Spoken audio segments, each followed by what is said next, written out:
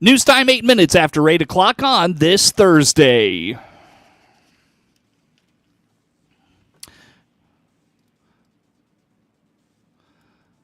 Top of the morning from the newsroom of Regional Radio and DeWittDailyNews.com. I'm Seth Lawrence with this expanded 8 o'clock newscast. We stream to Facebook and YouTube. It's brought to you by Peterson Insurance, your Pekin Insurance agent in Clinton. The Farmer City Pool could be shut down for the year after more issues arose recently. On the WHOW Morning Show Wednesday, Farmer City manager Sue McLaughlin told Regional Radio they encountered a leak in the pool and also an issue of kids getting their feet cut up by leftover plaster from it being repaired this spring. The best things this community has, but it's also the bane of my existence sometimes. Yeah, unfortunately, I'm sure a lot of people know that we closed last week. We've had some issues going on. I just wanted to provide an update. First of all, just to recap real quick, we had a lot of issues where open then closed and open then closed because we would have pump issues and filter issues, and finally got that tuned in, and then we found out, we had a leak. We're losing about 3/4 of an inch a day. And we think we've located the leak, but I'm waiting for the official report. So that's one delay. And then we found out kids were cutting their feet on something on our pool floor. And, we checked into it. We ended up draining it. That's why there's no water in it right now. And found out that it was like drops of plaster from when they did the repair in March. They didn't catch it all. And I don't mean to disparage them. It is what it is. I think they thought they got it all and they didn't.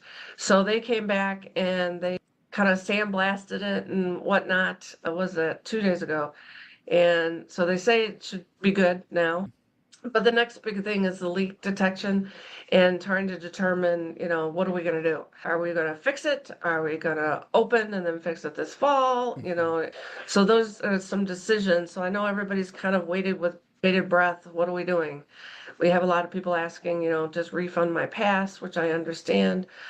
Whether we reopen or we close, we will refund passes. It's just, are we going to refund a partial? Or are we going to refund the full season? So I'm hoping that we'll know more maybe by the end of today or tomorrow. And then people can, at least know what they're doing the rest of the summer. So I wanted to update everybody as to what we know as right now.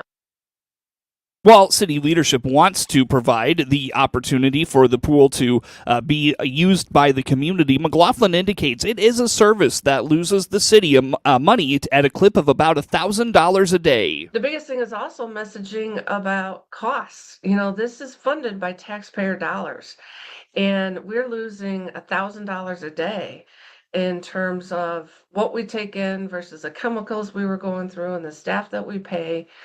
And we've been willing to do that. We've lost money on the pool every year. It's just the way it is. It's just something we're willing to do. But that's how I found out about the leak. Was I was like, why are we going through so much chemical? And it turned out that it was because so much fresh water was being introduced, we couldn't keep up. It was constantly running, let's put it that way. And again, it's the messaging of this costs money.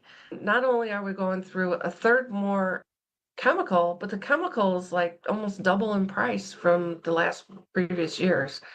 So yeah, the messaging is just, I find right now, I don't like to get down in the weeds of too much information, but I'm finding, at least with this situation, it helps.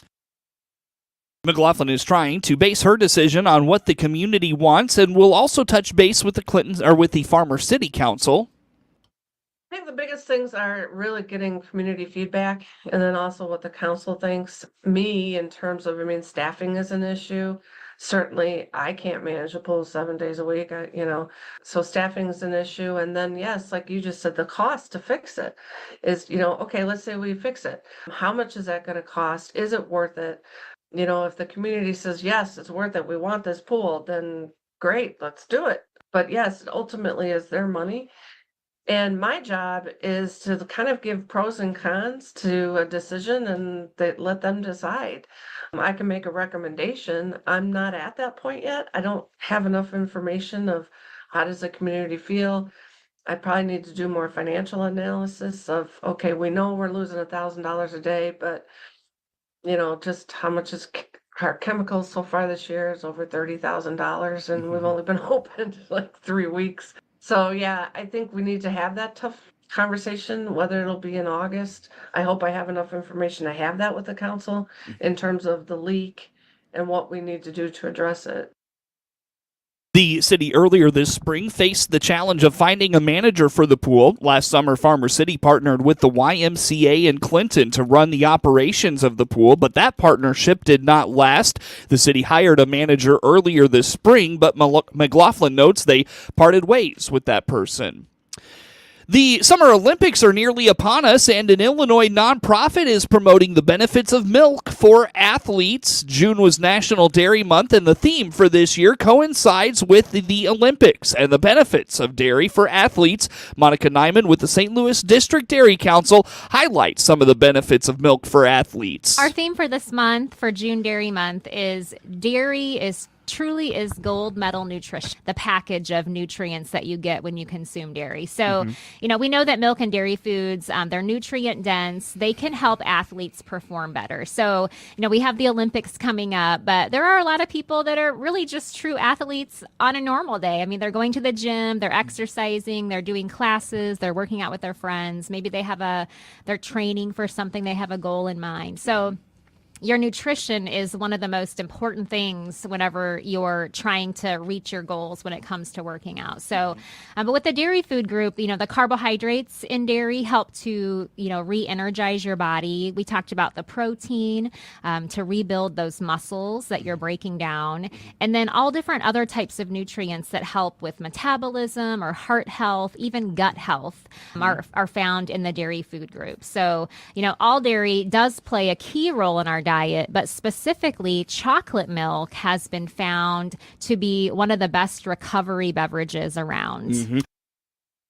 Nyman reminds the Dietary Guidelines for Americans recommends 3 servings of dairy every day. Get news anytime at DeWittDailyNews.com.